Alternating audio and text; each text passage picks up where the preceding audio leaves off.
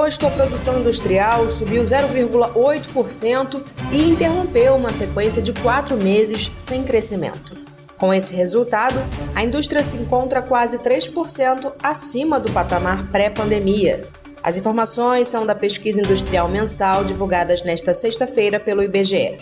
Na comparação com agosto de 2024, a taxa caiu 0,7%. E no acumulado do ano, o setor industrial avançou 0,9% e em 12 meses, 1,6%. A pesquisa mostra que 16 das 25 atividades industriais pesquisadas em agosto apresentaram avanço na produção. Segundo o gerente da pesquisa, André Macedo, esse é o maior espalhamento desde março, quando 17 setores mostraram crescimento. Entre as influências positivas em agosto, destacaram-se os produtos farmoquímicos e farmacêuticos, coque, produtos derivados do petróleo e biocombustíveis e produtos alimentícios. Por outro lado, apresentaram queda na produção. Produtos químicos, sendo o principal impacto negativo, máquinas e equipamentos, produtos de madeira, artefatos de couro, artigos de viagem e calçados e indústrias extrativas. Da Rádio Nacional no Rio de Janeiro, Priscila Terezo. O governo brasileiro busca o apoio de 10 países para garantir a compra do Fomepizol, um antídoto para intoxicação por metanol. A Anvisa já entrou em contato com agências reguladoras da União Europeia, China, Estados Unidos, Japão e Reino Unido em busca de fornecedores do produto. Além disso, publicou um edital para identificar fabricantes e distribuidores internacionais com disponibilidade imediata de fornecimento do medicamento ao Ministério da Saúde. Tudo para acelerar a compra do produto e garantir o atendimento aos pacientes no menor tempo possível. A Anvisa também está em articulação com a Rede Nacional de Laboratórios de Vigilância Sanitária para definir o fluxo de coleta e envio de amostras suspeitas de contaminação. Já foram identificados 3 laboratórios no Distrito Federal, em São Paulo e no Rio de Janeiro. Além disso, a agência está em articulação com outros ministérios para ampliar a capacidade de testagem das amostras e tem prestado apoio às vigilâncias sanitárias locais.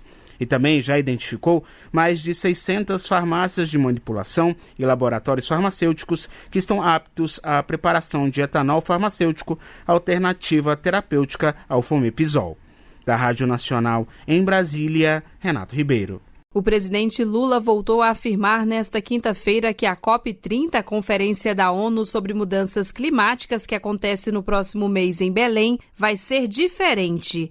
Em agenda na capital paraense, Lula reforçou o desejo de que o mundo conheça a região amazônica com sua diversidade ambiental, gastronômica e de povos tradicionais, apesar do preconceito que a cidade de Belém tem sofrido. E quando a gente resolveu lá no Egito, que a gente ia bancar Belém, eu já sabia do preconceito, já sabia. E eu tomei a decisão de que a gente ia fazer aqui, porque a COP não é um desfile de moda, a COP não é um desfile de produtos ideológicos em que as pessoas vêm aqui, falam o que quer, ouvem o que não quer, vai embora. Esta COP vai ser diferente. Segundo Lula, para enfrentar a desavença em torno do preço da hospedagem durante o evento internacional, foram tomadas medidas como a contratação de navios de cruzeiros e a disponibilidade de aluguel de casas para acomodar os participantes. Nós queremos garantir ao mundo: ninguém vai dormir aqui pior do que a gente dorme em nenhum lugar do mundo. Ninguém. Para compensar o luxo de um quarto de hotel, vai ter o amor do povo do Pará na rua dessa cidade, mostrando que tipo de gente que nós somos. Na noite desta quinta-feira, Lula participou da cerimônia de anúncio de investimentos em drenagem e da inauguração do Parque Linear da Nova Doca, que será um dos principais legados da COP30. Em parceria com o governo do Pará, por meio da Itaipu Binacional, o governo federal investiu 312 milhões de reais para a construção e requalificação de 24 mil metros quadrados de área ao longo do Canal da Doca e da Avenida Visconde de Souza Franco. Da Rádio Nacional em Brasília, Daniela Longuinho. Você sabia que a internet aumentou o alcance das emissoras de rádio? Além de poder ouvir nossa rádio em sua casa, trabalho e no carro, através de seu smartphone, você pode nos ouvir também em qualquer cidade, estado ou país. Basta baixar e instalar o aplicativo Radiosnet em seu celular ou tablet. É de graça. O Radiosnet está disponível para Android e iOS no site radiosnet.com.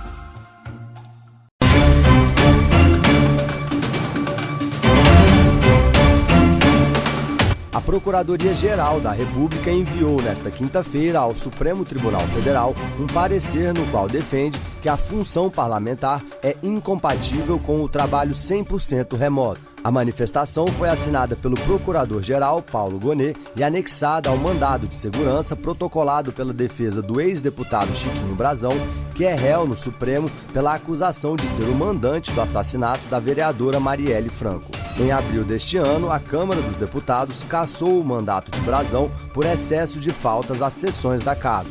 A defesa do parlamentar ingressou com uma solicitação no STF em que buscava anular a decisão da mesa diretora da Câmara de declarar a perda de seu mandato. O ministro Flávio Dino negou o pedido, mas solicitou uma posição da PGR sobre o caso.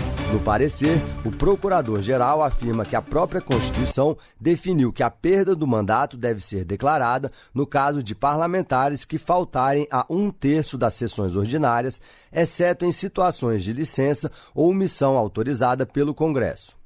Portanto, a presença do parlamentar nas sessões deve ser a regra, salvo algumas exceções. Apesar da manifestação da PGR estar relacionada ao caso Brazão, a posição de Gonet pode ser interpretada como um sinal ao deputado Eduardo Bolsonaro, que vem acumulando faltas em sessões da Câmara enquanto permanece nos Estados Unidos.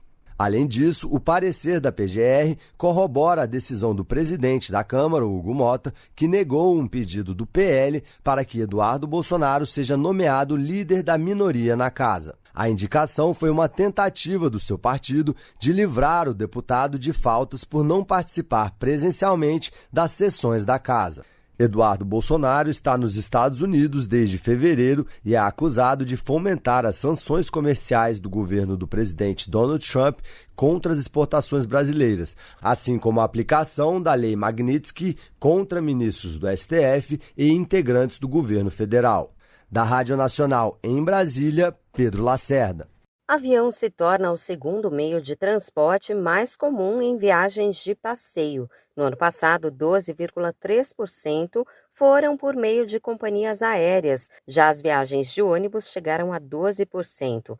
Em primeiro lugar, na forma de locomoção em viagens pessoais, aparece o carro, com 52,3% do total de deslocamentos. É o que mostram dados de uma edição especial sobre turismo da Pesquisa Nacional por Amostra de Domicílios Contínua do IBGE.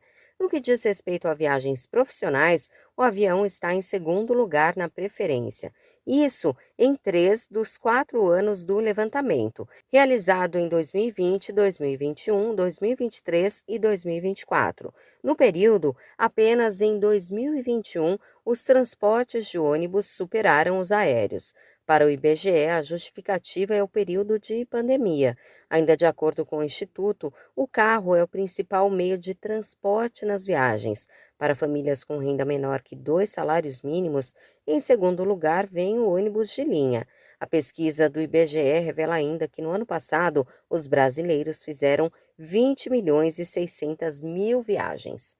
Da Rádio 2, Fabiola Altran. O governo brasileiro cumpriu as metas de proteção a 9 territórios indígenas na região norte do país, que resultaram na retirada de milhares de invasores e garantiram o usufruto da terra para mais de 58 mil indígenas que vivem em uma área de quase 19 milhões de hectares. As operações começaram em 2023 e resultaram em um prejuízo estimado de mais de 740 milhões de reais aos criminosos a partir da destruição e apreensão de milhares de equipamentos e recursos usados nas ações ilegais. O reconhecimento do cumprimento das metas foi feito pelo Supremo Tribunal Federal ao encerrar uma ação de 2020 que tratava da cobrança de medidas de apoio aos indígenas, especialmente após a crise humanitária vivida pela população Yanomami virar notícia mundial. Na época, ao julgar a ação, o STF determinou que a União deveria retirar os invasores, criar barreiras sanitárias e garantir assistência de saúde e alimentação às comunidades. Desde 2023, mais de 20 órgãos federais participaram das operações, coordenadas pela Casa Civil da Presidência da República, em parceria com o Ministério dos Povos Indígenas, FUNAI, Polícia Federal, IBAMA, ICMBio, Polícia Rodoviária Federal, Força Nacional, Ministério da Defesa, entre outros órgãos. Segundo dados do governo federal, na terra indígena Yanomami, em Roraima e no Amazonas, o garimpo ilegal foi reduzido em 98%, com 668 acampamentos inutilizados, além da destruição de 33 aeronaves e 212 embarcações. Somente nesta operação foram apreendidas 124 armas e eliminados 129 mil litros de combustíveis, com prejuízo de quase 500 milhões de reais aos criminosos. No Pará, o enfrentamento ao garimpo ilegal nas terras indígenas Munduruku e Sai Cinza causou um prejuízo de 112 milhões de reais às atividades criminosas. Na terra Caiapó, também no Pará, foram inutilizados quase 1.400 pontos de garimpo. Além da repressão aos crimes ambientais, também foram ampliados os serviços de saúde, com a instalação de novos polos de atendimento e de centros de referência em saúde indígena, a distribuição de mais de 140 mil cestas de alimentos e a retomada do cultivo de culturas tradicionais.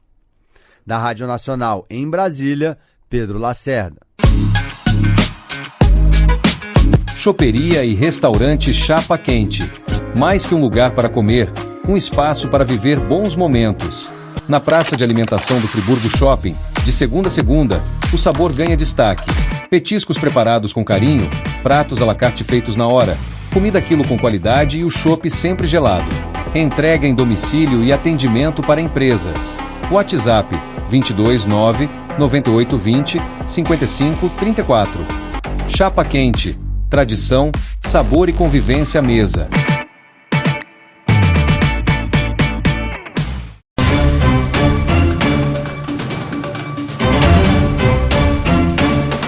O Brasil tem potencial para se tornar um dos principais produtores de terras raras no mundo, um grupo de minerais essenciais para tecnologias limpas, como turbinas eólicas, veículos elétricos e equipamentos eletrônicos. Mas, segundo o Conselho de Mineração da Confederação Nacional da Indústria, para transformar esse potencial em realidade, o país precisa investir em pesquisa, tecnologia e em um ambiente regulatório mais eficiente. O tema foi debatido no último encontro do colegiado, que também abordou licenciamento ambiental, legislação mineral, segurança no setor e iniciativas setoriais. Na ocasião, o presidente do Conselho, Sandro Mabel, afirmou que o momento é propício para transformar o potencial geológico brasileiro em políticas reais. Atualmente, a China domina o mercado global, respondendo por cerca de 60% da produção desses minerais. O Brasil tem a segunda maior reserva do planeta, com cerca de 21 milhões de toneladas, mas responde por apenas 0,02% da produção mundial, algo em torno de 80 toneladas, de um total de 350 mil. O Brasil precisa dar um salto em inovação, e a produção de terras raras pode contribuir para isso. É o que defende o integrante do Conselho Temático de Mineração da CNI, Luiz Antônio Vestani.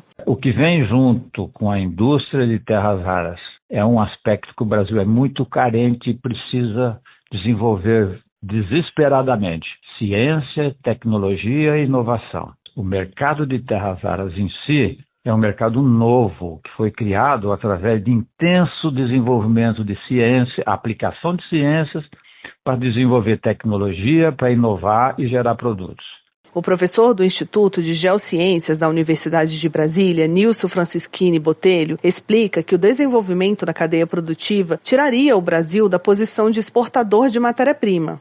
Os benefícios seriam maiores com investimento na parte de transformação, né? Ou seja, a transformação desses metais em produtos tecnológicos. Atualmente, o que se faz é exportar para a China como matéria-prima bruta, e isso acaba agregando muito pouco valor, né, na indústria. Além dos desafios tecnológicos, o setor enfrenta entraves como a burocracia, o licenciamento ambiental demorado e a insegurança jurídica, fatores que afastam investidores e encarecem os projetos. Para a CNI, garantir regras claras e previsíveis é essencial para atrair capital de longo prazo e consolidar a mineração de terras raras como vetor de desenvolvimento econômico. Reportagem, Cristina Sena. Caso as negociações entre Brasil e Estados Unidos em torno das tarifas aplicadas pelo governo norte-americano avancem, o Brasil pode ganhar quase 8 bilhões de dólares em exportações. É o que revela um estudo divulgado nesta semana pela Confederação Nacional da Indústria, a CNI. A análise considera um acordo sobre os 1.908 produtos que compõem a lista da Ordem Executiva de 5 de setembro. Na última segunda-feira, o Palácio do Planalto informou que o presidente do Brasil, Luiz Inácio Lula da Silva, e dos Estados Unidos, Donald Trump, conversaram por telefone. Lula chegou a pedir a retirada da sobretaxa de 40% imposta a produtos nacionais e das medidas restritivas aplicadas contra autoridades brasileiras. A gerente de Comércio e Integração Internacional da CNI, Constanza Negri, entende esse diálogo como um sinal positivo que reforça o respeito mútuo em relação aos dois países. Entendemos que não existem argumentos lógicos, racionais, econômicos para as exportações brasileiras estarem sendo taxadas hoje aos Estados Unidos. A nossa relação de mais de 200 anos se trata de uma relação de muita interdependência positiva de insumos produtivos que vão do Brasil aos Estados Unidos e vice-versa e que retroalimentam a nossa relação não só no âmbito comercial, mas no âmbito de investimento. A ordem executiva estabelece a estrutura para futuros acordos recíprocos. A CNI afirma que o anexo abrange mais de 18% do que foi exportado pelo Brasil ao mercado dos Estados Unidos em 2024. Essa taxa seria somada aos cerca de 26% já isentos das tarifas adicionais. Entre os produtos contemplados pela ordem executiva, destacam-se itens agrícolas, recursos naturais, medicamentos genéricos, insumos farmacêuticos, além de aeronaves e peças. Reportagem Marquesan Araújo. O Brasil atingiu o menor patamar de insegurança alimentar da série do Instituto Brasileiro de Geografia e Estatística, o IBGE. Segundo dados divulgados nesta sexta-feira, 75,8% da população vive hoje em segurança alimentar, o mesmo índice registrado em 2013. No último ano, 2 milhões de pessoas saíram da fome e 8 milhões e 800 mil pessoas passaram a ter acesso regular à alimentação. De acordo com o Ministério do Desenvolvimento e Assistência Social, Família e Combate à Fome, a melhora é resultado do Plano Brasil Sem Fome, lançado em 2023, que reúne 80 ações e mais de 100 metas para aumentar a renda, ampliar a produção de alimentos saudáveis e fortalecer políticas de proteção social. A pesquisa do IBGE mostra avanços em todo o país. A proporção de domicílios com algum grau de insegurança alimentar caiu de 27,6% para 24,2%. A insegurança grave passou de 4,1% para 3,2%. As regiões Norte e Nordeste ainda concentram as maiores taxas, enquanto o Sul tem os menores índices. O estudo também revela desigualdades persistentes. Mulheres são responsáveis por 60% dos lares em insegurança alimentar e a maioria desses domicílios tem pessoas pardas como responsáveis. A situação é mais comum em áreas rurais e entre famílias com renda de até um salário mínimo por pessoa. Os dados fazem parte da Pesquisa Nacional por Amostra de Domicílios Contínua, realizada em parceria com o Ministério do Desenvolvimento e Assistência Social. O IBGE destaca que o resultado representa um passo importante na trajetória de superação da fome no Brasil. Da agência Rádio Gov em Brasília, Claudimário Carvalho. Reúna os amigos e a família e vá ao Bona Pizza. O funcionamento é de segunda a segunda até as 10 da noite. Localizado na praça de alimentação do Friburgo Shopping, o Bona Pizza oferece pizzas doces e salgadas, lanches rápidos, sucos e refrigerantes. Bona Pizza do Shopping da Praça. Telefone com WhatsApp 2523 3025. 2523 3025.